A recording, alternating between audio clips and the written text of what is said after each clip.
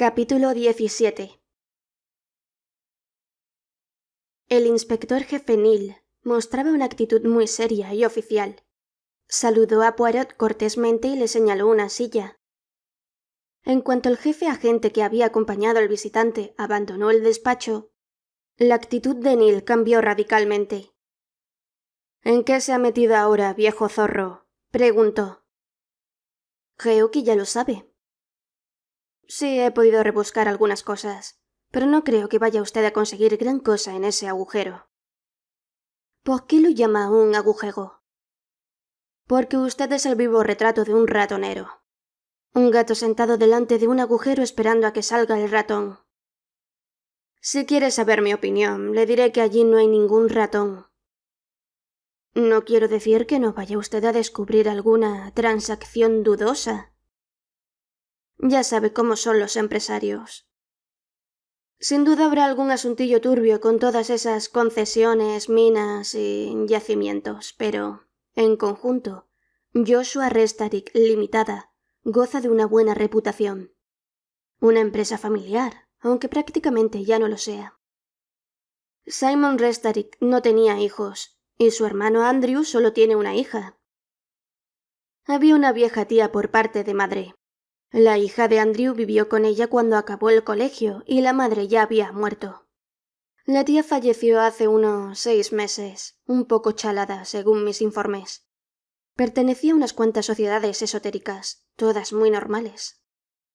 Simon Restaric era el típico hombre de negocios y su esposa frecuentaba los círculos sociales. Se casaron siendo mayores. ¿Qué hay de Andrew? Al parecer, Andrew sufría fiebre viajera. No hay nada en su contra. Nunca se quedó mucho tiempo en ninguna parte. Vagabundeó por Sudáfrica, Sudamérica, Kenia y muchos otros lugares. Su hermano le presionó para que regresara, pero él no quiso ni oír hablar del tema. No le gustaba Londres ni el negocio, pero aparentemente tenía el don de la familia Restaric para hacer dinero. No le interesaban la caza de elefantes, las plantaciones, la arqueología ni ninguna de esas cosas. Lo suyo eran los yacimientos mineros.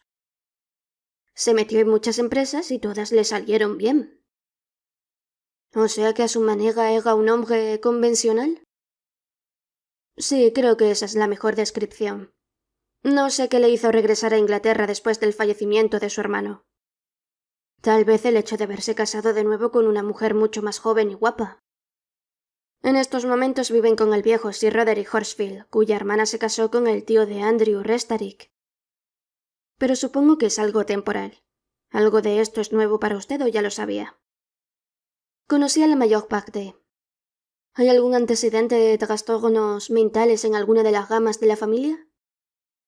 No que yo sepa, aparte de la vieja tía y sus extrañas religiones. Eso es bastante común en las mujeres que viven solas.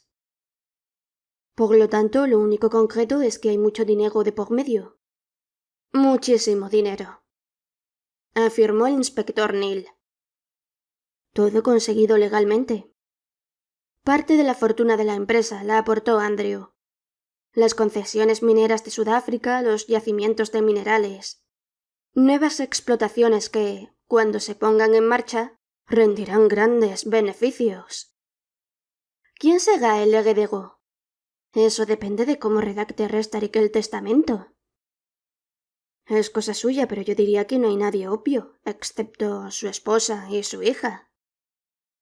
O sea que ambas llegarán a disponer de una fortuna inmensa cuando desaparezca Restaric. Así es. Supongo que estará repartida en fideicomisos, fondos de inversión y demás triquiñuelas para evadir impuestos. ¿No hay ninguna otra mujer que merezca su atención? Nada que se sepa. Personalmente no lo creo. Tiene una esposa muy guapa. ¿Esta información estaría al alcance de algún joven? ¿Se refiere a alguien que busque casarse con la hija para hacerse con la fortuna? No hay nada que se lo impida, aunque ella está bajo tutela judicial. Claro que el padre siempre puede desheredarlo si lo considera oportuno. Poirot miró la lista mecanografiada que tenía en la mano. ¿Qué se sabe de la galería Weatherboom? Me preguntaba cuándo sacaría el tema. ¿Alguno de sus clientes le pidió que se ocupara de alguna falsificación? ¿Negocian con falsificaciones? Nadie negocia con falsificaciones, manifestó el inspector con un tono de reproche. Sé que hubo un incidente un tanto desagradable. Un millonario de Texas vino aquí a comprar cuadros y pagó sumas fabulosas por algunas obras. Le vendieron un Renoir, un Van Gogh. El Renoir era una pequeña cabeza de mujer, y se plantearon algunas dudas sobre su legitimidad. No había ninguna razón para creer que la galería no lo había adquirido de buena fe. El millonario protestó. Llamaron a varios expertos que dieran sus veredictos y, como es habitual en estos casos, todos eran contradictorios. La galería ofreció devolver el dinero. Sin embargo, el comprador decidió finalmente quedarse con la obra, porque el experto de moda afirmó que era auténtico. Así terminó la historia. Pero desde entonces la galería ha perdido parte de la confianza que le dispensaba el público. Poirot volvió a consultar la lista. ¿Tenemos algo especial sobre Mr. David Baker? ¿Ha averiguado sus antecedentes? Es un tipejo. Tiene amigos poco recomendables y en más de una ocasión se ha involucrado en asuntos turbios. Vende pastillas y algunas cosas más fuertes. Las muchachas lo encuentran encantador. Afirman que el pobre ha tenido una vida muy dura y que es un genio incomprendido, que no aprecian su pintura. En mi opinión, no es más que sexo puro y duro. ¿Qué sabemos del parlamentario Ries Holland? Le va bastante bien en el campo político. Tiene el don de la palabra. Tuvo algo que ver con un par de transacciones un tanto peculiares en la City, pero se escabulló del tema con mucha limpieza. Yo diría que es un tipo escurridizo. Tiene una forma considerable y no está muy claro cómo lo hizo. Solo nos queda así Roderick Horsfield, manifestó Poirot. ¿Algo fuera de lo corriente por ese lado? Un buen tipo, pero comienza a chochear. Vaya olfato que tiene, Poirot. No se deja nada, ¿verdad? Sí, en la sección especial tienen muchos problemas. Es por esa manía de las memorias. Nadie sabe cuáles serán las próximas indiscreciones que saldrán a la luz. Todos los antiguos miembros de los servicios especiales se dan de bofetadas por ser los primeros en publicar sus versiones sobre los errores de los demás. Por lo general no tienen mucha importancia, pero ya sabe usted cómo son estas cosas. El gobierno cambia de política y no quiere herir la susceptibilidad de alguien determinado, o que se genere una publicidad adversa. Así que procure lo posible que los viejos se callen, pero no es tan sencillo. Tendrá usted que ir a hablar con los de la sección especial si quiere saber algo más. No creo que sea grave. El problema es que no destruyeron los documentos cuando había que hacerlo. Guardaron hasta el último papel. Insisto en que no hay ningún secreto importante, pero sí tenemos pruebas de que algún país está husmeando en el asunto. Poirot exhaló un fuerte suspiro. ¿Qué pasa? ¿Mi ayuda no le sirve?, preguntó el inspector. Le agradezco mucho que haya puesto a mi disposición la información oficial, pero me sirve de muy poco. ¿Cuál sería su opinión si alguien le mencionara que una mujer, me refiero a una joven atractiva, usa una peluca? Opinaría que no tiene nada de particular, manifestó Neil y añadió con un tono un tanto desabrido. Mi esposa lleva una peluca cuando viajamos, es algo muy práctico. Le pido perdón. Mientras se despedían, el inspector preguntó: ¿Recibió todos los informes sobre el caso de suicidio en Brody Mansions? Los envié a su casa. Sí, muchas gracias. Están todos los hechos comprobados. Hace un momento dijo usted algo que me lo hizo recordar. Fue una de esas historias tristes. Una mujer alegre a la que le gustaban los hombres, con una buena renta, sin mayor preocupaciones, pero que bebía demasiado. Se ve que le entró lo que yo llamo el gusanillo de la salud. Se autoconvencen de que tienen cáncer o algo parecido. Visitan al médico y cuando les dicen que están sanas, se van a sus casas y no se lo creen. Yo creo que el problema es que los hombres ya no las encuentran atractivas. Eso es lo que las deprime. Es algo muy común. Sin más. Se sienten solas las pobres. Mr. Carpentier solo era una más. No creo que nadie... Se interrumpió. Ahora lo recuerdo. Usted me preguntó por Rhys Holland. Es un tipo que, con mucha discreción, se las da de Casanova. La cuestión es que Louis Carpentier fue su amante durante algún tiempo. Eso es todo. ¿Fue una relación seria? No creo que tuviera nada de particular. Se les veía en algunos locales de dudosa reputación. Ya sabe que nosotros vigilamos estas cosas, pero la prensa nunca publicó nada. Comprendo. El romance duró más o menos unos 6 meses. Pero no creo que ella fuera la única, ni tampoco que él lo fuera. O sea que tampoco creo que se pueda sacar nada por ese lado. Comparto su opinión, manifestó Poirot, que abandonó el despacho. De todas maneras, se dijo mientras entraba en el ascensor. Es otro vínculo. Explicó la incomodidad de Mr. McFarlane. Es un vínculo muy pequeño entre Emmeline Rhys Holland, miembro del Parlamento, y Louis Carpentier. Probablemente no significa nada. ¿Qué significado podría tener? El problema es que sé demasiado. Sé un poco de todo y de todos, pero no consigo tener un esquema. La mitad de estos hechos son irrelevantes. Quiero un esquema. Sin poder contenerse, exclamó en voz alta: «Mi reino por un esquema». ¿Decía, señor?, preguntó el ascensorista sorprendido. Nada, respondió Poirot. Capítulo 18. Poirot se detuvo en el vestíbulo de la galería Weatherboom para contemplar un cuadro que mostraba a 3 vacas de aspecto agresivo y cuerpo alargado delante de un colosal y complicado grupo de molinos. No parecía haber ninguna relación entre los animales y las construcciones, ni con el extraño color púrpura de la pintura. «Interesante, ¿verdad?», dijo una voz suave y arrulladora. Un hombre de mediana edad, con una sonrisa que dejaba al descubierto unos dientes blancos y perfectos, había aparecido a su lado. «Tanta frescura», añadió el desconocido. Movía las manos grandes, regordetas y muy blancas como si estuviera trazando complicadas filigranas en el aire. Una exposición francamente soberbia. Acabó la semana pasada, ahora expone Claude de Rafael. Se inauguró anteayer y está consiguiendo mucho éxito.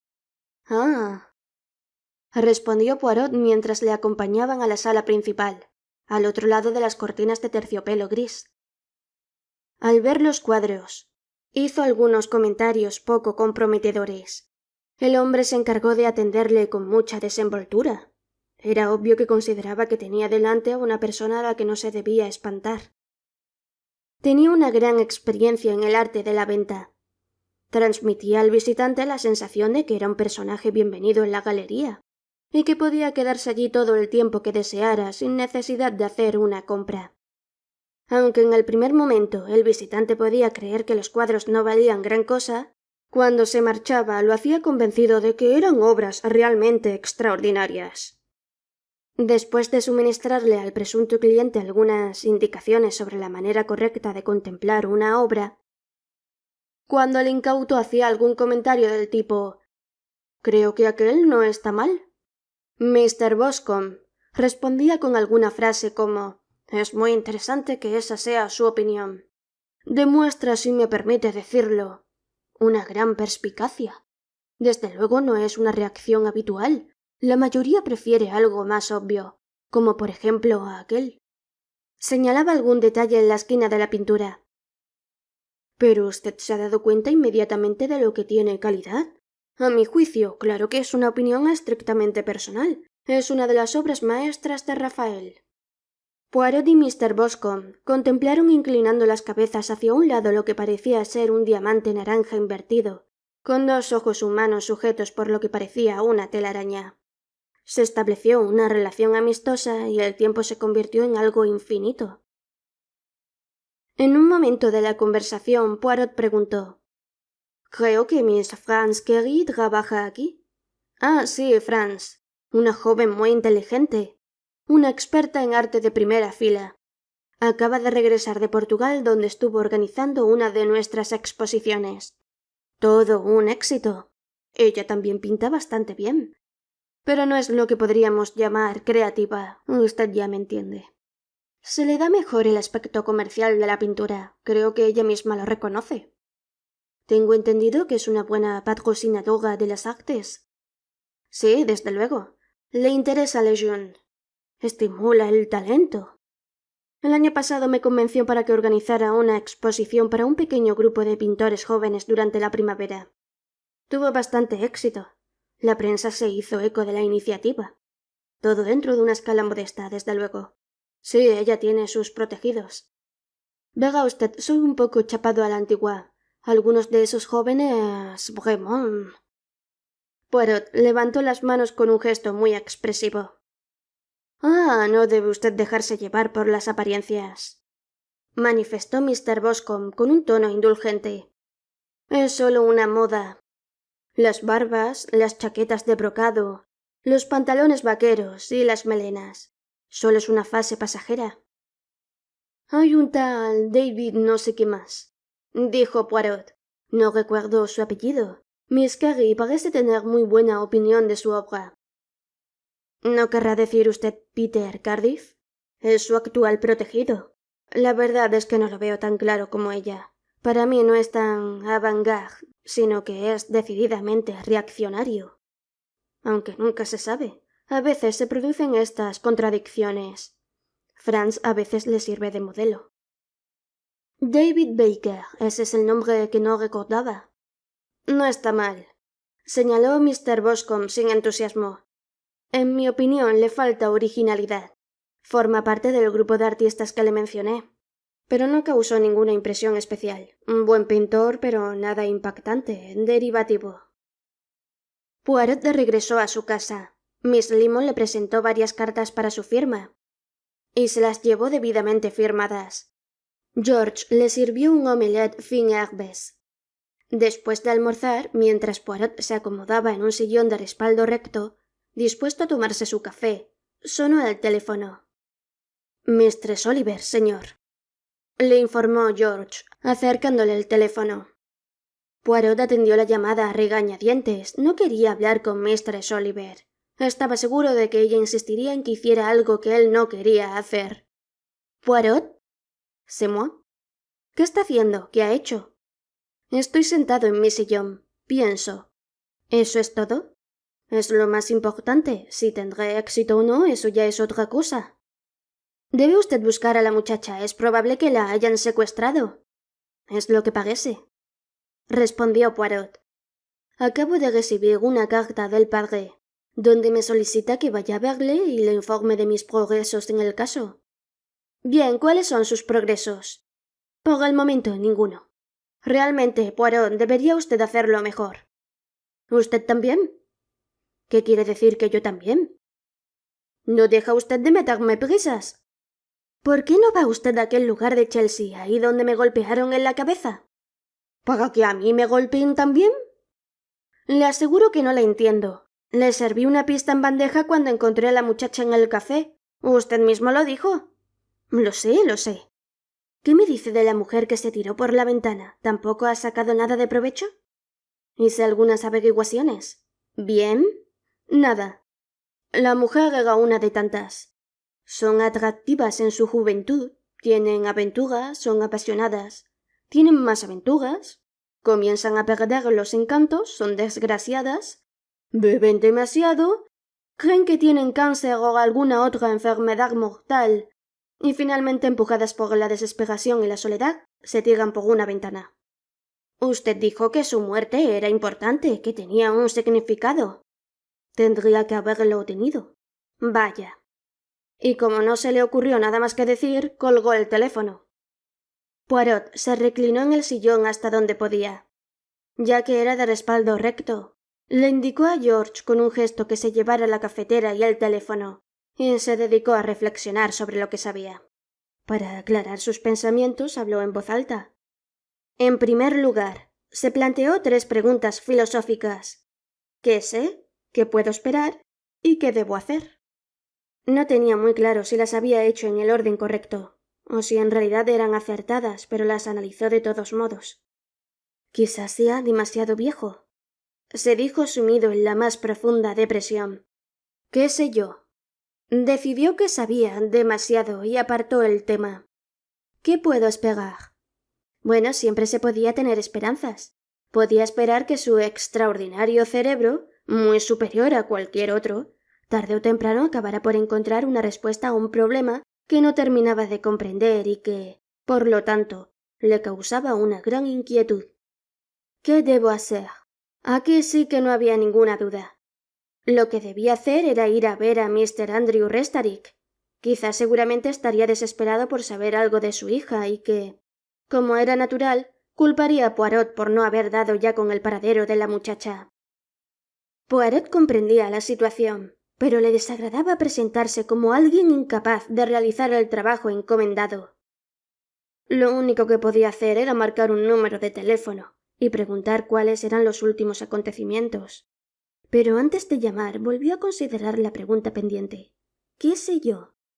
Sabía que la Galería Wedderburn estaba bajo sospecha, aunque de momento se había mantenido dentro de la ley, y que no vacilarían estafar a millonarios ignorantes vendiéndoles cuadros falsificados, o por lo menos de dudosa procedencia.